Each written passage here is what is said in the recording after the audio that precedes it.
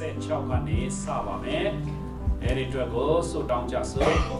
ဟာလေလုယာဖပါရသခင်ယနေ့လေကျေးဇူးတော်တက်ကြောင့်ကျွန်တော်တို့ဓမ္မတော်ထုတ်ခန်းကြီးကိုအငယ်26ကနေကျမ်းစာသင်ရတော့မှာဖြစ်ပါတယ်ကိုရရှင်ပြုလုပ်ခဲ့သောယာများပြန်လက်သင်ရတဲ့အခါမှာကျွန်တော်တို့အတွက်ကျိုးရှိစေတော်မူပါဩဖပါရခင်ရှေးတော်ကဓမ္မတော်ကြီးများအသုံးပြုတဲ့ကဲ့သို့ကျွန်တော်တို့ကိုလည်းအသုံးပြုမိကြောင်းနောက်ဖပါရခင်ကိုရရှင်လူတော်ကိုဖော်ပြမိကြောင်းနောက်အဝေးကနေနားထောင်တဲ့လူတွေကလည်းအကောင်းစွာသဘောပေါက်နားလည်ပြီးတော့အသက်တာ၌မာယွန်းခြင်းမရှိပဲကျွန်တော်တို့ကိုရရှင်လူတော်တိုင်းကြားရှောက်လန်းတတ်ဖို့ရန်တုံတင်လန်းပြတ်ဖို့ရန်ခရစ်တော်နာမဖြင့်ဆုတောင်းကြပါတယ်ဖပါရခင်အာမင်ကဲအားလုံးဖတ်ကြရအောင်26ယေရုရှလင်မြို့သို့ရောက်သောအခါတပည့်တော်တို့နှင့်ပေါင်းဖော်ပြီးပြုသောသူတို့ဒီတပည့်တော်ဖြစ်ကြောင်းကိုတပည့်တော်ပေါင်းတို့ဒီမယုံသဖြင့်သူ့ကိုကြောက်ရွံ့ကြ၏ဘယ်လိုလဲလားရှောလို့ဖြစ်သေးတယ်နော်ပေါ်လို့မဖြစ်သေးဘူးဆိုတော့ရှောလို့ကိုယေရုရှလင်မြို့ရောက်တဲ့အခါမှာသူကဘယ်နေရောက်လာတယ်ဒမတ်စကတ်မြို့ကနေနော်ဒမတ်တက်မြို့ကနေရောက်လာတယ်ဒါပေမဲ့သူကတော့ပြောင်းလဲသွားပြီလားပြောင်းလဲသွားပြီဒါပေမဲ့ကိုတော့ကဆိုရင်တပည့်တော်လို့ခေါ်တယ်နော်တပည့်တော်လို့ခေါ်တယ်အခုမှကျွန်တော်ကတယောက်နဲ့တယောက်တပည့်တော်လို့ခေါ်သလားဘယ်လိုခေါ်သလဲယုံကြည်သူလို့ခေါ်တယ်ခေတ်လိုက်ပြောင်းတယ်နော်အခုခေတ်ဆိုယုံကြည်သူလို့ခေါ်တာများတယ်အဲ့ဒါဟာကျွန်တော်တို့ရဲ့ term ဖြစ်တယ်နော်ဆိုတော့တာသနာပါလူတွေကယုံကြည်သူလို့ပြောရင်သဘောပေါက်သလားမပေါ့ဘူးယုံကြည်သူဆိုတာဘာယုံနာလဲဆိုတာဖြစ်မှာနော်အောင်းမှာဒါပေမဲ့အခုခေတ်မှာယုံကြည်သူလို့ခေါ်တယ်တပည့်တော်လို့သိမခေါ်ကြတော့နော်ခေတ်လိုက်ပြောင်းသွားတယ်ယုံကြည်သူတွေကသူ့ကိုမပေါင်းဖော်ဝင်ကြဘူးကြောက်ရွံ့ကြတယ်ဘာကြောင့်လဲဆိုတော့သူတို့ကသူကအရင်တော့ကနာမည်ကြီးတယ်လေအတင်းတော်ကင်းဆဲတဲ့သူနေနဲ့နာမည်ကြီးတာ29ဖတ်ရအောင်ဒီအခါဘာနာဘာဒီသူ့ကိုခေါ်၍ဓမ္မတော်များထံသို့ပို့ဆောင်ပြီးလင်အထက်ကရှောလို့ဒီလမ်းခင်း၌ဘုရားသခင်ကိုသူအားမိန့်တော်မူသည့်ဝေး၎င်းဓမ္မတက်မြို့၌ယေရှု၏နာမတော်ကိုအမည်ပြုလျက်ရဲရင်စွာဟောပြောပြီးဝေး၎င်းပြောလေ၏ဘာနာဘာစာသူ့လုပ်ငန်းတော်အဲ့ဒါပဲအဓိကနော်သူများကို mix တဲ့အားပေးတယ်နော်အဲ့ဒါသူ့ရဲ့လုပ်ငန်းဖြစ်တယ်သူကိုယ်တိုင်အချင်းချင်းတရားဟောတယ်ဆိုတာများမတွေ့ရအောင်ဆိုတော့ဘာနာဘာစာသူ့ကိုသိပြီးတော့သူ့ကိုခေါ်တယ်လေကျန်တဲ့ယေရုရှလင်မှာရှိတဲ့တပည့်တော်တွေကသူ့ကိုယုံကြည်လာအောင်သူကယုံကြည်သူဖြစ်သွားပြီဆိုတာကိုဘာဖြစ်လာတယ်သူက mix ပေးတယ်ဒါကြောင့်ဒီလုပ်ငန်းမှာလေဆရာတွေကဟောတာတွေကိုလူတွေကတိတ်နားမလဲတတ်ကြအောင်ဒါကြောင့်အနည်းသားမှာရှိတဲ့လူတွေကအချောတတ်ဖို့လိုတယ်အမြဲတမ်းနော်လူတွေမှာခုလိုဖြစ်တတ်တယ်လေ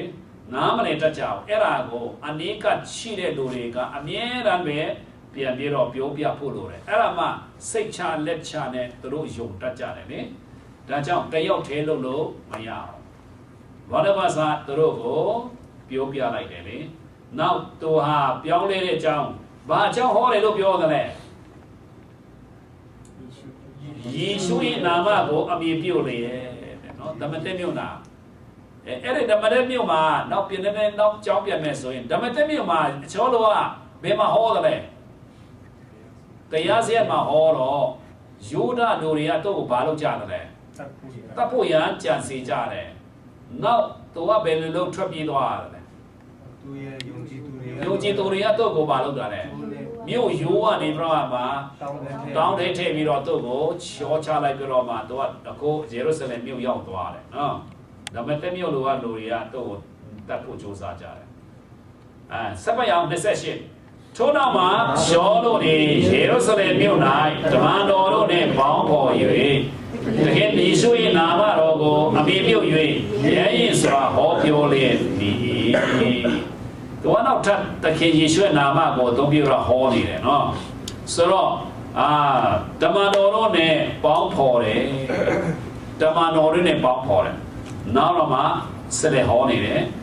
တိတ်များများပြောစရာမရှိဘူး အရင်တော့ဘ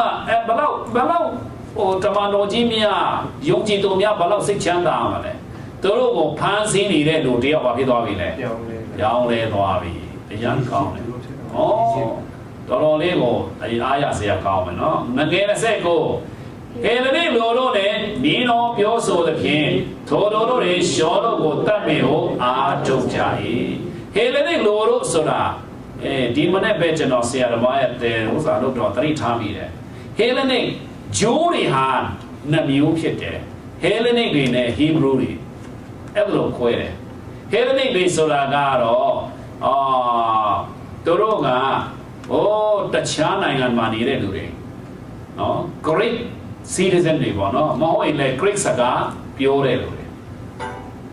သူတို့ရဲ့ Hebrew စကားလည်းသိတယ်ဒါပေမဲ့သိမယ်ဒါပေမဲ့သူတို့ရဲ့မာရထငါဆိုရင်ဘာဖြစ်တယ်လဲ Greek စကားဖြစ်တယ်အဲ့ဒါတွေကို Hellenic လူလို့ခေါ်တယ်သူတို့ကဂျူးတော့ဂျူးပဲနော်ဒါပေမဲ့အဲ့ဒါကြောင့်ပဲသူတို့မှာပြဿနာဖြစ်တတ်တယ်လူတစ်မျိုးတည်းဖြစ်တော့လေနေရာဒေသကွဲတယ်နောက်စကားကွဲတဲ့ခါကျတော့ဘာဖြစ်လာလဲနော်ပြဿနာဖြစ်တတ်တယ်အဲ့ဒါလူမျိုးတိုင်းပဲအခန်းကြီး6မှာအခန်းကြီး6မှာပြန် visit လုပ်မယ်ဆိုရင်ကြည့်အောင်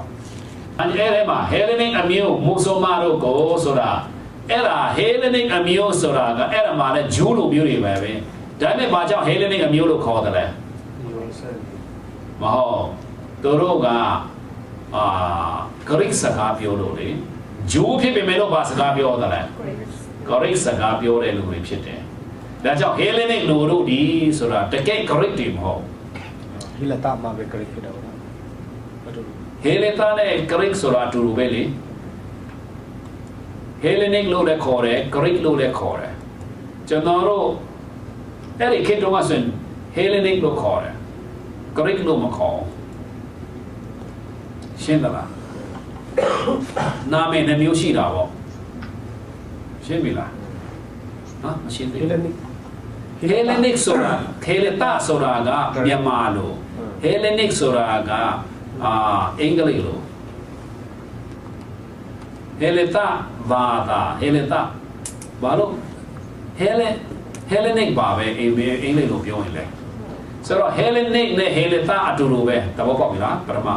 ဒုတိယချက်အနေနဲ့က Hellenic နဲ့ Greek ဆိုတာအတူတူပဲရှင်းသလားဆိုတော့ဒီလိုတွေကတကယ် Greek လိုမျိုးတွေလားမဟုတ်ဘူးဘာတွေလဲဂျိုးလိုမျိုးGreek စကားသုံးတဲ့လူတွေသူတို့အဓိက Greek စကားသုံးတဲ့လူတွေဆိုတော့ဒီမှာဆိုရင် Hellenic လူတို့နဲ့နှင်းတော်ပြောဆိုတဲ့ပြင်ဘယ်လိုနှင်းတော်ပြောဆိုတာလဲဟောလို့လေသူတို့နဲ့ဆွေးနွေးတယ်လေဟုတ်လားမလားထိုတို့တွေရှောလို့ကိုတတ်မြင်အောင်အားထုတ်ကြရဲ့ဟုတ်လားမလားသူတို့ဆွေးနွေးတယ်အဲ့ဒါမျိုးကြုံဘူးသလားဘယ်သူတွေလဲတတ်လိုက်တဲ့ကြတာလေဆွေးနွေးရတော့မနိုင်လို့ကောင်းကင်ဓမ္မလိုမြတ်တာတွေ့တယ်လေဘယ်လိုလဲစတီဗန်လေအဲ့ဒါသူတို့တတ်ခဲ့ပြီးဟုတ်လားမလားဘာနဲ့တတ်တာလဲသူတို့ဂဲနဲ့ပြစ်တယ်ဘယ်မှာပြစ်တာလဲမြို့ပြင်ဘက်မှာဘာကြောင့်လဲမြို့တွင်းမှာဆိုရင်တန့်ရှင်းတယ်လို့အဲ့ဒါကြောင့်မြို့ပြင်ဘက်မှာဘာလုပ်တာလဲခရစ်တော်ကိုလည်းဘယ်မှာတတ်တာလဲမြို့ပြင်ဘက်မှာပဲဆိုတော့ဒီမှာလေရှောလို့ကိုတတ်မယ်လို့လုပ်ပြန်တယ်စတီဗန်တတ်တာကအခန်းကြီး9မှာဒီမှာအခန်းကြီး9မှာရှောလို့ကိုတတ်မယ်လုပ်ပြန်တယ်အဲ့ဒီစတီဗန်တတ်မယ်လို့တော့ကရှောလို့ကဘယ်လိုခန်းကဏ္ဍနေပါတယ်လဲသူတို့ရဲ့ဝိယုံတွေကိုဘာလုပ်တာလဲသိမ့်ပေးတဲ့လူတွေနဲ့ဒါကတိုကိုတိုင်းဝန်ခံလားဝန်ခံတယ်အခုတိုကိုတိုင်းမှာဖြစ်ပြန်ပြီလေတပ်ဖို့ရကျန်စီပြန်တယ်ထိုအကြောင်းကိုညီကိုတို့ဒီကြားသိလေရှောလို့ကိုကဲတရိမြို့တို့ပို့၍တာရှုမြို့တိုင်းအောင်စေလွတ်ကြ၏တို့ကိုညီကိုတွေကနေပြမဖွက်လိုက်ပြတော့မှတခါလေးနဲ့ကဲတရိမြို့ဆိုတာစစ်စီရတာအဲ့ဒါဆိုပင်လေကန်းချီမြို့လေအဲ့ဒီမြို့ဟာဆိုရင် ဘာဖြစ်တယ်လဲဆိုတော့အဲ့ဒီတော့ကပါလက်စတိုင်းမှာမြို့တော်ဖြစ်တယ်ဂျေရုဆလင်မှာမြို့တော်မဟုတ်ဘူးယူဒာတွေရဲ့မြို့တော်ဖြစ်ပေမဲ့လို့ယောမတွေရဲ့မြို့တော်ကဘယ်နေရာလဲကဲသရီမြို့ဖြစ်တယ်နော်ပြီးလာကဲသရီမြို့မှာနေတယ်ဆိုတော့အဲ့ဒါမှာတာရှုမြို့တိုင်းအောင်သူတို့စီလွတ်လက်ကြတယ်အချိန်မတန်သေးလို့ဘောတော်ကလည်းသူ့ကိုသူပေးသေးလားစက်ကသေးလားဖျက်တွေမစက်ကဘူးနောက်ဆုံးဖန်စီတဲ့ခါကျတော့တရှင်တော်ဝိညာဉ်တော်က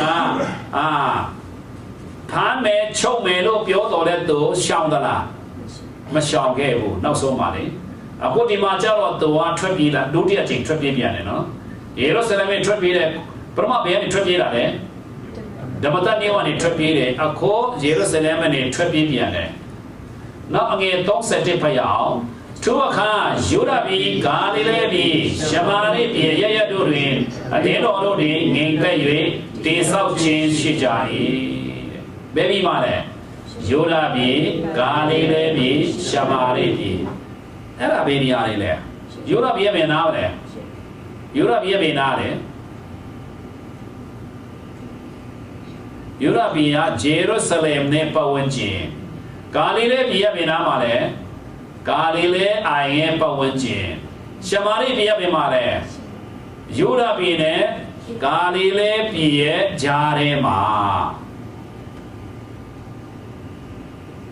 ဘာဘလို့ကနေပြန်လာတဲ့ခါသူတို့ကနှစ်နေရာမှာပြန်လာတယ်လေဂါလိလဲမှာပြန်တဲ့လူတွေနဲ့ယေရုရှလင်မှာပြန်တဲ့လူတွေဆိုတော့နှမျိုးကွဲသွားတယ်သူတို့ဘာဘလို့ကပြန်လာတာဘေတိုရီယာဂါလိလဲမှာတော့ပြန်သွားပြီးတော့မှဘေတိုရီယာယေရုရှလင်ဘက်မှာယူဒပြည်ဘက်မှာပြန်လာတယ်ဗါလေဘာဘလို့ဂျိုနာနေပြန်လာတဲ့ခါမှာသူတို့ကလမ်းကွဲသွားတယ်လေအကြားထဲမှာစင်ပါရှိတယ်လေရှမာရိပြည်ရှိတယ်ကဲဒီလာတိုင်းပြည်တယ်လို့ရှိတယ်ဘာဒီမှာသူတို့ကတောင်တရားတောင်ဖက်တော့တရားမြောက်ဖက်ကပုံနေတယ်ဒီမှာဂါလိလဲအိုင်ရှိတယ်ဒီမှာဘာရှိတယ်လဲဆိုတော့ဂျေရုဆလင်ရှိတယ်ဒီမှာဆမာရိယရှိတယ်ရှင်းတော့လားဒီမှာဂျေရုဆလင်ရှိတယ်တောင်ကုန်းပေါ်မှာဒီမှာဘာရှိတယ်လဲရှမာရိယဒီမှာဘာရှိတယ်လဲဂါလိလဲနောက်ဒီဘက်မှာဆိုရင်ဂျော်ဒန်မြစ်ကဒီလိုဆင်းပြန်အောင်ဒီမှာဒီလိုဆင်းသွားတယ်ဆိုတော့ဒီနေရာနဲ့ဒီဘက်က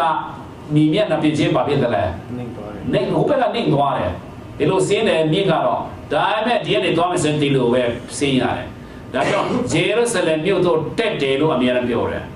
နောက်ဂါလိလဲတို့ဆင်းသွားတယ်မဟုတ်ရင်လဲစီစီယာရာဆိုတာဒီဘက်မှာလေပြီးလဲမိထက်ပြီးလဲကားချီနေရပါအဲ့တော့ကြောင့်မြင့်မြတ်နှစ်ပြည့်တွေလဲသိဖို့လိုတယ်နော်အဲ့ဒါမသိရင်မမိလို့ရတယ်ကဲကောင်းပြီဒါဆိုရင်ကိုကဲဒီနားမှာပါရှိတယ်ဘာပြည်ရှိလဲယူဒပြည်နောက်ဂါလိလဲပြည်ရပြန်ပါလဲမြောက်ဘက်ဆုံးမှာဒါမြောက်ဘက်လေမြောက်ဘက်ဆုံးမှာနေတယ်နောက်အလေမှာပါရှိတယ်လဲရှမာရိပြည်ဟုတ်ပြီကိုဣသရေလလို့ပြောတဲ့အမြောက်ဘက်ကဣသရေလကလည်းတခါလေဂါလိလဲဖြစ်သွားတာဘယ်တော့ဣသရေလအခုဣသရေလအရင်တော့ဣသရေလအရင်တော့ဣသရေလကရှမာရိယနဲ့စာအမြောက်ဘက်ပါအကုန်လုံးဂါလိလဲတဲ့အကုန်လုံးဟာဣသရေလဖြစ်တယ်ယေရုရှလင်နဲ့ပတ်ဝန်းကျင်ပဲယူဒာလို့ခေါ်တယ်အကုန်လုံးအခုကတော့မခွဲတော့ဘူးလေဆိုတော့သူတို့ပြန်လာတဲ့ခါမှာဘေဘလုံးနဲ့ပြန်လာတဲ့ခါမှာဘာတိုင်းမှာပြင်းထန်တဲ့လူတွေကဂျေရုဆလင်ပတ်ဝန်းကျင်မှာပြန်လာတယ်စီးပွားရေးသမားတွေကဂါလိလဲမှာပြန်လာတယ်ဘာကြောင့်လဲဂါလိလဲပတ်ဝန်းကျင်ကစိုက်ပျိုးရေးကောင်းတယ်လေဂျေရုဆလင်ပတ်ဝန်းကျင်မှာစိုက်ပျိုးရေးမကောင်းဘူးဒါဆိုဘာလို့ဂျေရုဆလင်ပတ်ဝန်းကျင်မှာပြန်လာတာလဲတရားဘက်မှာအာသာတဲ့လူဒီဘက်မှာဒါကြောင့်ဒီကယူဒတွေကဂါလိလဲလူတွေကိုဘာဖြစ်တာလဲအထင်သေးတာဒီကမြို့ပေါ်လေယေရုရှလင်ပဲပတ်ဝန်းကျင်ကမြို့ပေါ်သူတို့ရဲ့မြို့တော်လေဟုတ်လားမလားဒါကြောင့်ဘာလိုက်ပဲမှာဒါကြောင့်ဒီလူတွေကဂါလိလဲလူတွေမဟုတ်ဘူးလားဆိုတော့အထင်သေးတာအဲ့ဒါကြောင့်ပဲလေဂ ကာလီလေးပုံဝင်ကျင်တဲ့လူတွေကဘာတွေလဲလုံသမားလေသမားတွေနောက်ဂျေရုဆလင်ပုံဝင်ကျင်တဲ့လူတွေကဘာတွေလဲအုပ်ချုပ်တဲ့လူတွေဟုတ်မှာလားလူအထက်တန်းစားတွေလေရှင်းပါပြီလားဒါကြောင့်တမန်တော်ကြီးခရစ်တော်တမန်တော်ကြီးတွေကိုဘေးဟာတွေရွေးတာလေကာလီလေးဟာလူတွေရွေးတယ်နည်းနည်းရှင်းပါပြီလားခရစ်တော်ကိုယ်တိုင်ဟဲ့ဟောတာကာလေးလေးလိုမဟုတ်လားဟုတ်တော့မလားနာဇရက်မြို့သားမဟုတ်လားဆိုနာဇရက်သားနာမကြီးသလားမကြီးဘူးနာဇရက်နာမည်မကြီးဘူးဆိုတော့အဲ့ဒါကြောင့်သူတို့ဘာဖြစ်တယ်လဲဆိုတော့ကဲရှင်းသွားပြီနော်ကဲမြေပုံနဲ့မြေတက်ဖို့လိုတယ်ကဲနောက်ဂျားရဲ့ရှမာရီတွေကိုဘာဖြစ်တယ်လဲသူတို့ကမပေါင်းချင်ဘူးဒါကြောင့်ဒီယူဒပြည်ရလူတွေကကာလေးလေးကိုတွားရင်ဒါလိုက်သွားလိုက်ရင်လမ်းဖြောက်တယ်ဒါပေမဲ့ဘာဖြစ်ဖို့လိုတယ်လဲစမာရိယအဲ့ဒါကိုမဖြစ်ချင်တော့သူတို့ဘာလုပ်ရတယ်လဲအိုးဂျော်ဒန်မြစ်အရှိဘက်ကနေပြတော့ဒီလိုကိုယ်ပတ်ပြတော့သွားတယ်လူမျိုးရေးသမားတွေဟာလေရှင်းသွားပြီလားဒါပေမဲ့ခရစ်တော်ကြတော့ဖြတ်ချသလားဖြတ်ချလိုက်တဲ့အချိန်မှာဘယ်လိုတွေ့တယ်လဲရှမာရိမျိုးတွေတွေ့တာနိုင်ရတဲ့အိတ်သေးလားအိတ်သေးတယ်အဲ့ဒါကြောင့်အဲ့ဒါတွေနားလေဖို့လိုတယ်နော်ဒါကြောင့်သူတို့ယေရုရှလင်သွားတယ်ဖယားကိုယ်ကိုပို့ရသွားမယ်ဆိုရင်တက်ကြတယ်လို့ပြောသလားဆင်းကြတယ်လို့ပြောသလားတက်တာလားဆင်းတာလားတက်တာဒါမဲ့ဂျော်ဒန်မြစ်ကြတော့အတောင်ပြောင်းကနေပဲဆင်းတယ်လေ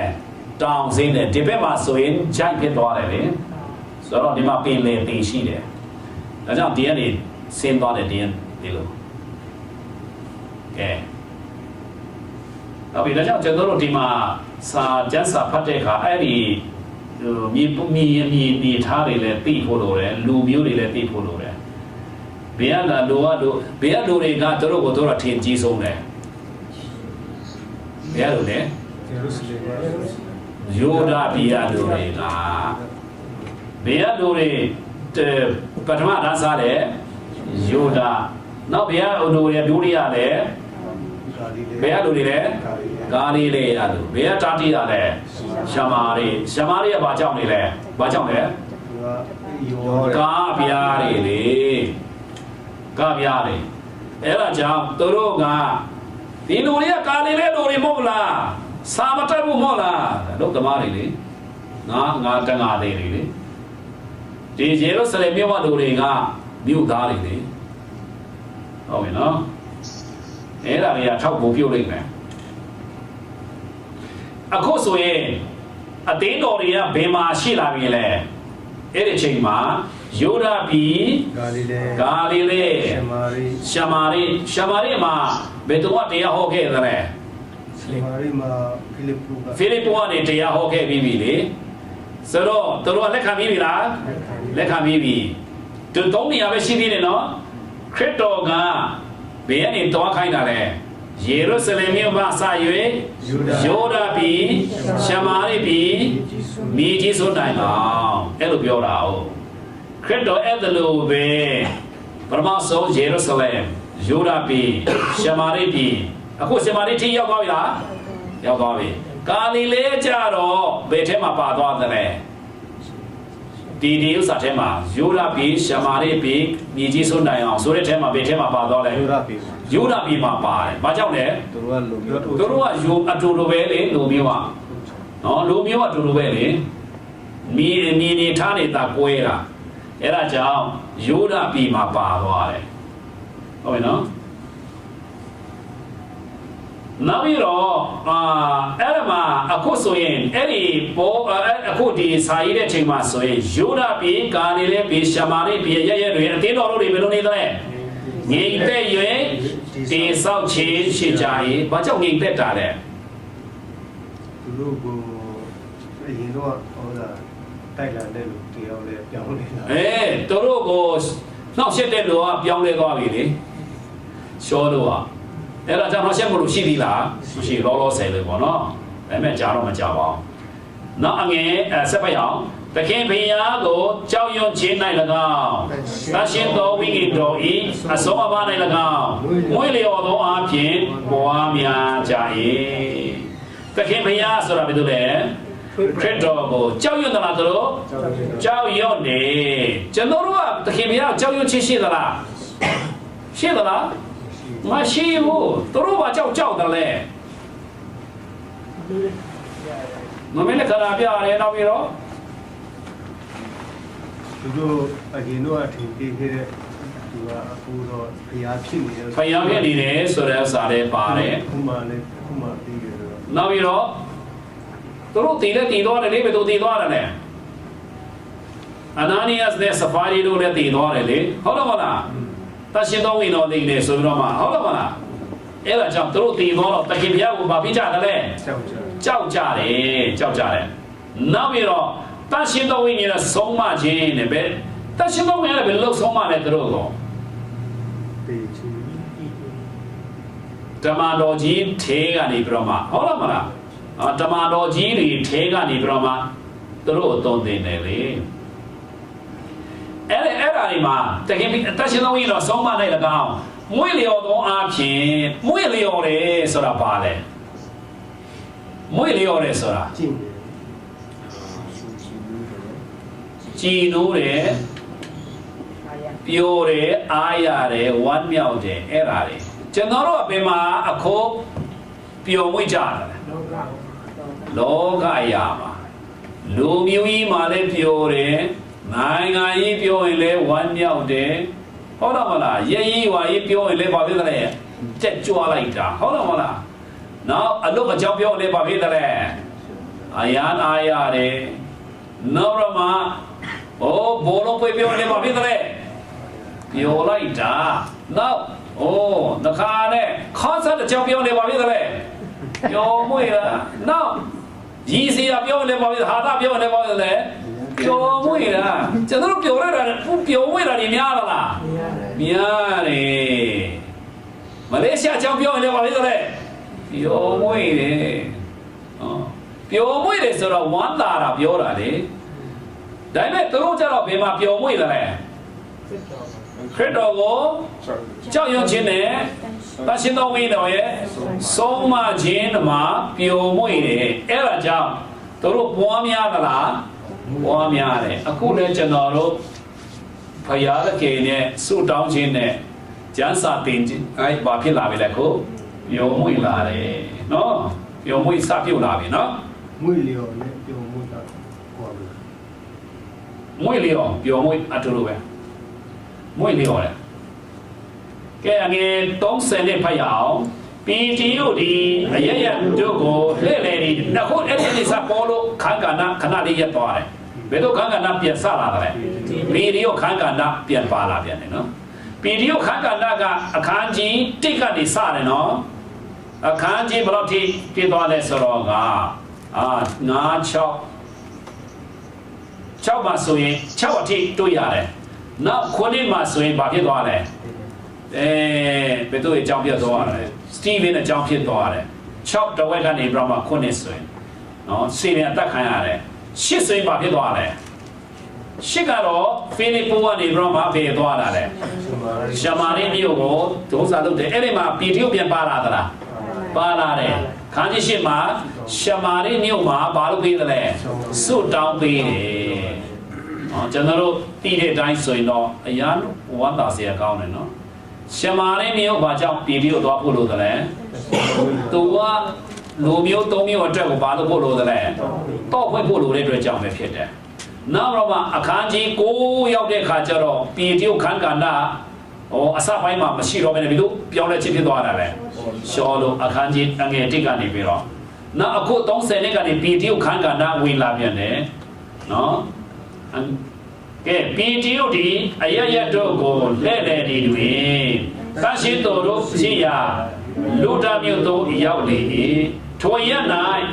အဲနေအဘိရှိသောလက်ချီတည်၍ရှင်းတဲ့လုံးလုံးအေးရ၌လုံးလုံးနေသောသူတယောက်ကိုတွေ့လေအဲဒီ ယေရှုခရစ်တိအားချမ်းသာပေးတော်မူ၏ထား၍အိယာကိုပြင်လို့ဟုဗီဒီယိုဆိုသောထိုးသူတွေချက်ချင်းထား၏လိုဒီမြို့နဲ့ရှာယုံမြို့၌ဒီသောသူပေါင်းတို့သည်ထိုးသူကိုမြင်၍ခေမယာထံသို့ပြောင်းလဲကြ၏သခင်ယေရှုဟာဘယ်သူကထားမြောက်စေတယ်လဲအဲ့ဒီကိုဗီဒီယိုကနေမဟုတ်ဘူးဘယ်သူကလဲခရစ်တော်ကလို့ပြောတယ်လေဟုတ်တယ်မလားယေရှုခရစ်တင့်ကိုချမ်းသာပေးတယ်လို့ပြောတယ်လေကဲစဉ်းစားကြည့်ခြေလက်တည်တဲ့လူတယောက်ခရစ်တော်အဲ့ဒါလို့ဒါကြောင့်ခရစ်တော်ဒီအလုတ်ဆုံးသေးလားဒါပေမဲ့ပုံစံပြောင်းသွားသလားပြောင်းသွားတယ်တိုးကိုယ်တိုင်မလုတ်တော့ပဲနဲ့ဘယ်သူထဲနေလုတ်တာလဲဗီဒီယိုကကျွန်တော်တို့လိုပဲဗာတတ်နိုင်ပါလေဒါပေမဲ့အဲ့ဒါဗီဒီယိုလို့မမြင်ရအောင်ဘယ်သူပဲလို့မြင်ရမှာလဲခရစ်တော်လို့ပဲမြင်ရမယ်ခရစ်တော်ကဗီဒီယိုထဲကနေပြီးတော့လူသားမျိုးမှာဘယ်သူကိုနေကောင်းစေတယ်လဲအဲ့ဒါကိုသူကျမ်းမာစီတယ်ခရစ်တော်ကဥစ္စာထဲမှာလေဘယ်ထဲမှာလဲဆောလမုန်ကနားပြင်မှာခြေလက်တည်တဲ့လူကိုဘာလို့စေတယ်လဲကျမ်းမာစေတယ်လေထားရင်သွားတော့လို့ပြောတယ်မလားဒီမှာလဲဗီဒီယိုထဲကနေထားရင်သွားတော့လို့ပြောပြန်တယ်ပုံစံတူသလားတူတယ်ထားရင်သွားတော့လို့ပြောတယ်ထားရင်အိယာကိုပြေလို့ပြီးလို့ဆိုတော့ထိုးတော်ရင်ချက်ချင်းထားအဲ့ဒါဘယ်လိုကျွန်တော်ကလိုက်လို့မယ်ဆိုရင်ဖြစ်လာမလားမဖြစ်လာဘူးဒါပေမဲ့ဘယ်အချိန်မှလဲဆိုတော့ကျွန်တော်တို့မှာဝိညာဉ်တော်နဲ့ပြည့်လာရင်တော့လုပ်ရမှာကျွန်တော်တို့ထဲနေဘယ်တော့လုပ်ချင်နေတယ်လဲဒါပေမဲ့ကျွန်တော်တို့ထဲနေဘာလို့ခရစ်တော်ကမလုပ်တာလဲကျွန်တော်တို့ကဘာနိုင်ပြေမွေ့နေတာလဲလောကရာနဲ့မွေ့လျော်နေတာဝိညာဉ်တော်ကဘာဖြစ်သလဲအလုပ်မရအောင်ကျွန်တော်တို့ကလောကရာတွေမှာပဲပျော်မွေ့နေတော့အဲ့ဒါလုပ်ကြည့်လဲဖြစ်လာမှာမဟုတ်တော့အရှက်တကွဲကျိုးနေရှိမှာဗီဒီယိုကအဲ့ဒီချိန်တုန်းကဘာကိုပဲအာယုံပြုတ်တယ်လဲဘယ်မှာပဲပျော်မွေ့တယ်လဲတကယ်ဘုရား၌ပဲပျော်မွေ့တာဟုတ်လားမလားဝိညာဉ်တော်နဲ့ပြီးသွားတယ်အဲ့ဒါကြောင့် confidence ရှိတယ်စိတ်ချတယ်အဲ့ဒါကြောင့်ထားတော့ဆိုတော့ပြောလိုက်တယ်ငါလည်းရှိတော့ရပဲပြောဟိုမှာမိမတော်မှာလည်းခြေလက်တည်တဲ့လူကိုထစေခဲ့ပြီလားခြေလက်တည်တဲ့လူမရောက်ထပြီးပြီလေမရောက်အဲ့ဒီမှာလဲဗီဒီယိုကငါတို့ရဲ့စွမ်းငါတို့ရဲ့တီလာကြောင့်ဒီလိုကိုကျမ်းမာစီတယ်ထင်သလားမင်းတို့တတ်တဲ့ယေရှုကထစီတာလို့သူကဘယ်သူ့ကိုပဲ credit ပေးနေတယ်ခရစ်တော်ကိုပဲကျွန်တော်ဒါကြောင့်ကျွန်တော်တို့လည်းလူတွေကချီးမွမ်းလိုက်ကျွန်တော်ဟောဖို့ဖယားပဲလို့အမြဲတမ်းလုပ်တော့မဟုတ်ရဲ့ကျွန်တော်တို့ဟေရော့ကဲတော့ဘာဖြစ်သွားမှာလဲဘိုင်းနဲ့ပူစားပြီးတော့ဘာလုပ်မှာလဲဒီမှာအဲ့ဒီဥစ္စာကြောင့်လူသားမျိုးနဲ့ရှာရုံမျိုး၌ဘာဖြစ်သွားလဲတကယ်ဘုရားထာတော်တို့လူတွေပြောင်းလဲလာကြတယ်အငယ်36ရုပ်ပင်မြို့၌ဂျော့ပါလို့ခေါ်တယ်အင်္ဂလိပ်လိုဆိုရင်ရုပ်ပင်မြို့၌ဒေါကာဟုဆိုလိုသောတပိတာအမိရှိသောတပည့်တော်တယောက်မှရှိ၏တပည့်တော်မှတယောက်ရှိ၏ထိုမိန်းမသည်ကောင်းသောအခြင်းစွန့်ကြဲခြင်းအခြင်းနှင့်ပြည့်စုံလျက်ထိုအခါ၌နာ၍သိလေ၏ဒေါကာဆိုတာကလူတွေကိုအဲ့ဒီမှာတော့လာလိမ့်မယ်ရုပ်ပင်မြို့၌ဒေါကာဆိုတဲ့လူရှိတယ်ရုပ်ပင်မြို့ဂျော့ပါမြို့နော်အဲ့ဒီမြို့မှာဂျော့ပါဒေါကာဆိုတဲ့လူသူနာမည်နှမျိုးနဲ့ပြောထားတယ်ဒီပတိလို့လည်းပြောတယ်ဒီပတိကဟို great နာမည်တယ်နော်အဲ့ဒါမှာထိုမိမတွေကောင်းသောအကျင့်စွန့်ကြဲခြင်းအကျင့်နဲ့ပြည့်စုံလေရဲ့သူကအကျင့်ကောင်းရုံမကဘူးသူများကိုလည်းဘာလို့တတ်တယ်လဲစွန့်ကြဲတတ်တယ်မဆတတ်တယ်အဲ့ဒီအကျင့်ကကောင်းတယ်နော်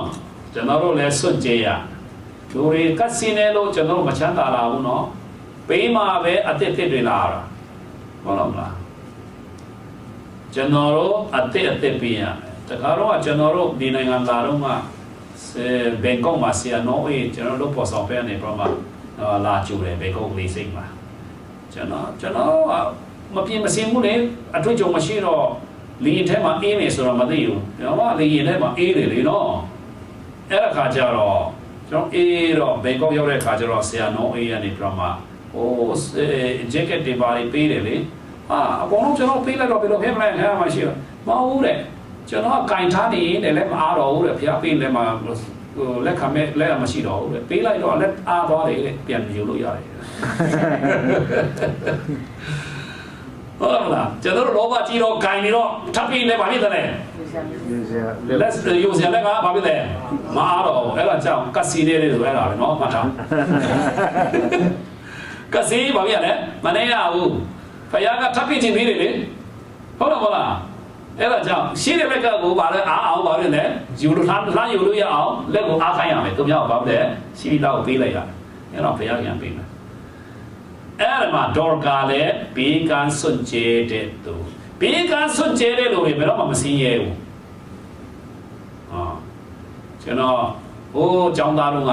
အလေတန်းတို့ကဆရာရောဆရာလေးဆရာမဆွေရကျွန်တော်တို့ပြောတယ်လေရောနေမှာတဲ့လူတယောက်ကတော်တော်လေးစပကြီးမှာပြည့်သွားတယ်တဲ့ဒါပေမဲ့လူတွေကတခါတည်းနဲ့အဲ့ဒါခရိယာနဲ့မဆိုင်ဘူးနော်ရဲရောချင်းဆိုတာလူတွေတောင်းတဲ့လူတိုင်းကိုသူပေးတယ်စပကြီးကဘာရှိတော့ဒါပေမဲ့ပြန်လာတယ်တဲ့ဒီဥစ္စာဘယ်တော့မှသူ့မှာစားစရာမငတ်ဘူးတဲ့ဘာကြောင့်လဲဆိုတော့ရဲရောတော့ကအကောင်လုံးပေးပလိုက်တော့တခြားလူတွေကလည်းတော့ဘာလုပ်တာလဲပြန်ပေးတယ်လူတွေတော့မဟုတ်ဘူးနှမျောပြီးတော့ဒါပြီးတော့ပုံသွားမှာပေါ့ဆိုတော့မှကျွန်တော်တော့ဘာဖြစ်တတ်လဲဆိုရင်တတ်တယ်မပေးချင်ဘူးလေအဲ့ဒါလို့ဆိုရင်ကျွန်တော်တို့ရှောင်းမှာတော့ဒါခရိယာတော်မဟုတ်ဘူးနော်ဒါကြောင့်ရက်ရောတဲ့သူဟာတခြားလူတွေကလည်းပေးချင်သလားပေးချင်တယ်ကစီနေလူကိုတခြားလူတွေလည်းပေးချင်သလားမပေးချင်ဘူးဒါတော့ဘယ်သူကစီနေတယ်လဲဘယ်သူရက်ရောတယ်လဲဆိုတော့လူတိုင်းကသိသလားချက်ချင်းမသိလဲနောက်ပိုင်းပါဖြစ်လဲသိတယ်နော်ဘယ်တော့ကဥပ္ပလီနာပြောတာကစီနေတော့သူဟာဘယ်တော့မှရက်ရောတော့သူလို့မခေါ်ဘူးလေဘယ်တော့မှမခေါ်တော့ဘူးတဲ့အဲ့ဒါကြောင့်ကျွန်တော်တို့ဘယ်လိုဖြစ်ရမှာလဲရေရောတော့တို့လို့ခေါ်ချင်းလားခါချင်းလားကစီနေတို့လို့ခေါ်ခံချင်းလားဘာဘွေလို့ချင်းလဲဘယ်ရွေးဖို့လို့လဲနော်နောက်တချို့လူတွေကတော့ကစီနေလည်းမလို့ရေရောတာလည်းမဟုတ်သူများကိုဘာဖြစ်လဲကယုံမဆိုင်တဲ့လူတွေရှိတယ်ဘယ်သူဘာလို့လဲဆိုတော့မသိဘူးကယုံမဆိုင်ဘူးနော်ဘာမှကယုံမဆိုင်တဲ့လူကဖွဲ့ရှိတယ်ခင်ဗျားဘာဖွဲ့လဲကစင်းနေတော့တူလားရေရောတော့တူလားကယုံမဆိုင်တော့တူလားအဲ့ဒါလည်းပါနေကိုမရှိတယ်သူများဘာလို့လဲလည်းမသိဘူးပေးရမှလည်းမသိဘူးကိုကြီးဖို့လည်းမစင်စားဘူးကိုလိုချင်တာပဲလုပ်တာဟုတ်တယ်မလားသူများဘာလို့တလဲလည်းမသိဘူးဘုရားကျောင်းထဲရောက်ရင်ဂီတာတီးဖို့ပဲစင်စားမဟုတ်လားမောင်းနဲ့ထိုင်နေမယ်အဲ့ဒါပဲသူများဘာလို့မလဲပေးလာပတ်ဝန်းကျင်ကိုကရုံမှာဆိုင်တဲ့လူတွေရှိတယ်ဟုတ်တယ်နော်အဲ့ဒါကရုံမှာဆိုင်တတ်တဲ့လူနော်ဘယ်လိုပြောမလဲသူများကိုမဆာနာတတ်တယ်လို့ဖယားလူဆိုအဲ့လိုမနေရအောင်ရှိတဲ့ဥစ္စာတွေကိုလည်းပေးရမယ်ပေးနိုင်ရင်ဟုတ်ပါမလားအကုန်လုံးပေးပလိုက်ရမယ်လို့မဆိုလိုပါဘူးပေါ်တတ်နိုင်လည်းမပေးရမယ်ဒါကြောင့်စဉ်းစားတယ်အခုကျွန်တော်တို့လည်းနေမရစဉ်းစားတယ်ဘယ်တော်တွေပါပေးကောင်းမလဲတချို့ကအများကြီးပိုက်ဆံပေးလို့မကောင်းဘူးဆိုတော့ကျွန်တော်ကောက်ချက်ချတယ်ခင်ဗျားတို့ကပိုက်ဆံပေးဖို့မကောင်းဘာကြောင့်လဲပိုက်ဆံပေးလိုက်ရဲ့ဘယ်ပိုက်ဆံတွေကဇီးပေါ်နဲ့ဘာမှမဝယ်တတ်တော့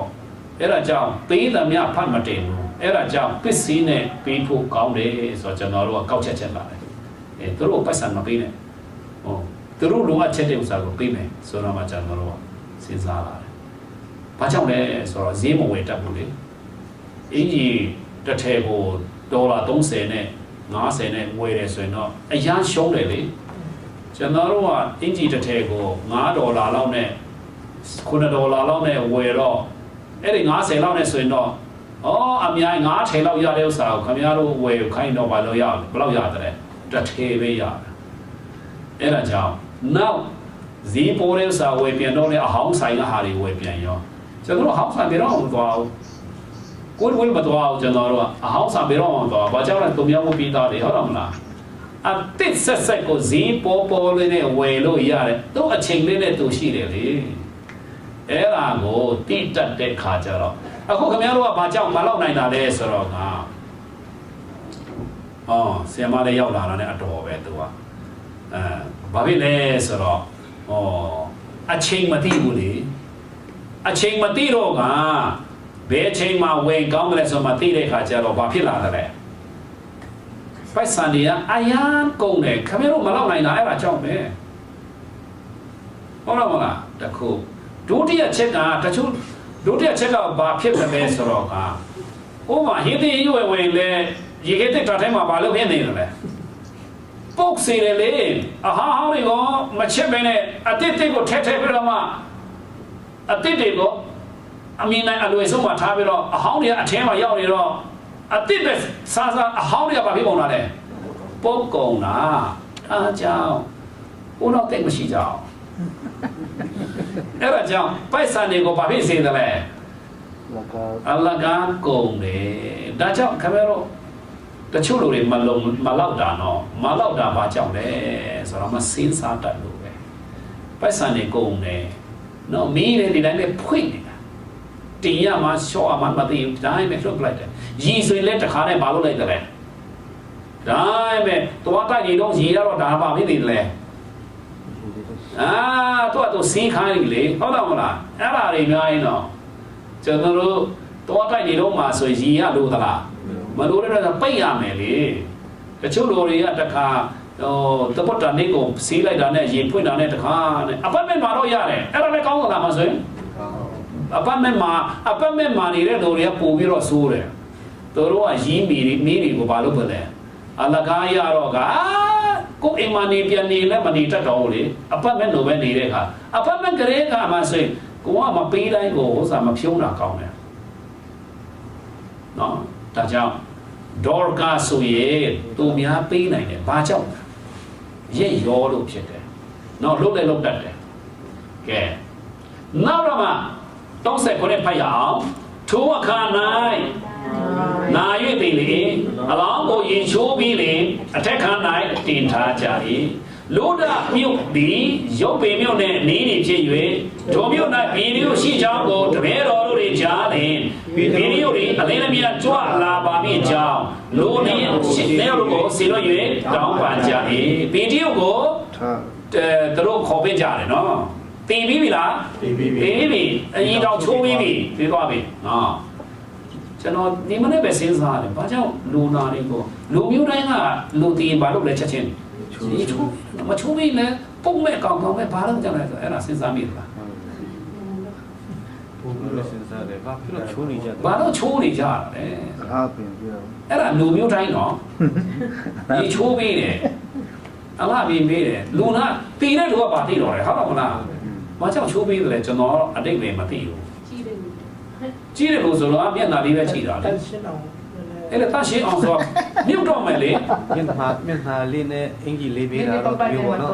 ကျိုးလေးလေငင်းကပပနဲ့မသွားစေချင်ဘူးနောက်ဆုံးမြင်ရမယ်ဆရာဖျားပြီးတော့နားတယ်ဆိုလို့ရှိရင်နန်တယ်လေတခါလေးနဲ့ပုတ်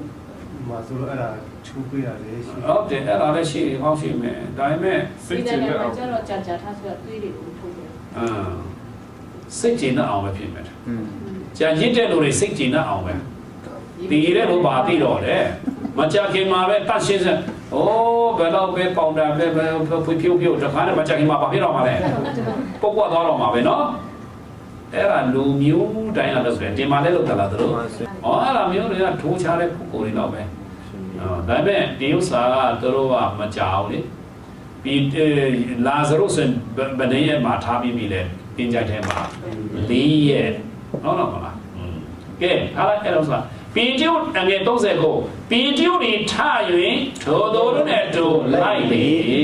ရောက်နေအထက်ခါသို့ခေါ်ပြီး၍မောဆုံးမမြတ်တို့၏ငိုကြွေးလျက်တို့တဲ့သူဒေါကာရှိစဉ်အခါလုတ်ခဲ့သောအင်ကြီးအဝတ်များကိုပြရလျက်ရှိကြ၏တဲ့နော်သူတို့ကအရန်နှမျောသလားနှမျောတယ်ဒေါကာကရာနှမျောတယ်အိုးအရန်ကောင်းလာပဲသူတို့ပြီးတဲ့အဝတ်တွေကိုလည်းဗာလဲပြကြတယ်တို့ကနှမျောကြတာဗောငိုကြွေးကြတာဗောတို့ပြီးမယ်လို့မရှိတော့အဲ့ဒါကမှအငယ်40ဒီဒီယိုဒီဒိုသောပေါင်းတို့ကိုပြင်သို့ထွက်စီဒီနောက်ကိုယ်တိုင်ဒိုးထောက်၍စို့တောင်းပဒနာပြုပြီးလေဒိုးလောင်းတို့မျက်နာလဲ၍ဒီမကပတိထားတော်ဆိုလေအဲ့ဒါဟိုဘာနဲ့တူတယ်လဲခရစ်တော်ကလည်းဇိုင်းရာဇေသမီးကိုပါလေသမီးငယ်ထားလို့ပြောရမလားအဲ့ဒါပီတီယုကသူ့သခင်လုတ်တယ်လို့လုတ်တယ်နော်အခုဒီမှာဟုတ်လို့မလားနောက်လူတွေကိုလည်းထွက်ခိုင်းသလားထွက်ခိုင်းတယ်ခရစ်တော်ကလည်းဇိုင်းရာဇေသမီးတည်တဲ့ခါမှာလူတွေကိုဘာလို့ခိုင်းတယ်လဲထွက်ခိုင်းတယ်အဲ့ဒါမှကြတော့ခရစ်တော်ထွက်ခိုင်းတော့လူတွေကခရစ်တော်ကိုဘာလို့ကြတယ်လဲမယုံကြဘူးဟာတယုံကြတာဗောတည်တဲ့လူတည်ပြီးသားပဲသူမတည်ဘူးတဲ့ဟုတ်တော့မလားသူကဘာကြောင့်လဲခရစ်တော်ဘာကြောင့်မတည်ဘူးလို့ပြောတာလဲထခိုင်းတော့ပါလေဟုတ်တော့မလားဒီမှာလဲတတိရတဲ့ပဲဒီမတမတိထားတော့ဟိုဆိုလေတဲ့လူတွေကပြင်ထွက်ခိုင်းပြီးတော့ဘာကြောင့်အပြင်ထွက်ခိုင်းတာဖြစ်နေမှာလဲခရစ်တော်ရောပီတီရော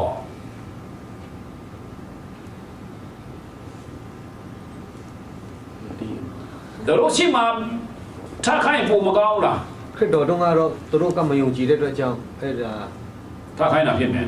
ထွက်ခိုင်းတာဖြစ်မယ်ထွက်ခိုင်းတာဖြစ်မယ်သူတို့မယုံကြည်တဲ့အတွက်ကြောင့်မဟုတ်တယ်ပီတာတော့အဲ့ဒါမပါဘူးပီတာတော့အဲ့ဒါတော့မပါဘူးသူတို့မယုံကြည်တဲ့ကြောင်းတော့တရော်တော့မပါဘူးမယုံကြည်တဲ့သူတွေအနောက်ရှက်လက်ဖြစ်မှာဆိုလို့ကျန်ဆူတောင်းဖို့လည်းဖြစ်နေတယ်ဘာပဲဖြစ်ကျန်းစာမပြောတော့မသိဘူးဒါပေမဲ့ကျွန်တော်တို့ထင်တာတော့အဲ့ဒါဒီမှာပီတီယုကတော့သူကိုယ်တိုင်ကခရစ်တော်ကိုအတူယူတာလည်းဖြစ်နိုင်တယ်မဟုတ်လေခရစ်တော်ကသူ့အထဲနေပါလို့တာလဲ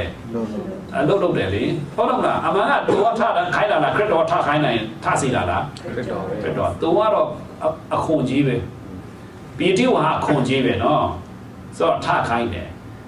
အဲ့ဒီဒေါကာဘာဖြစ်လာလဲထိုမိမဒီမျက်စိကိုဖွင့်၍ပီတီယုကိုမြင်လင်ထား၍ထိုင်ပြီးဘလောက်ကောင်းတယ်နော်ကျွန်တော်တို့ရဲ့မို့တော်ဆောင်လုပ်ငန်းမှာအဲ့လိုဖြစ်နေတယ်ဒါပေမဲ့ကျွန်တော်တို့မှာမဖြစ်တာပြောသိသွားပြီဘာကြောင့်လဲဟုတ်တော့ဘူးမောင်စုခံပီတီယုကဲတော့ခရစ်တော်နဲ့ယဉ်နေသလားကျွန်တော်တို့ကမယဉ်နေဘူး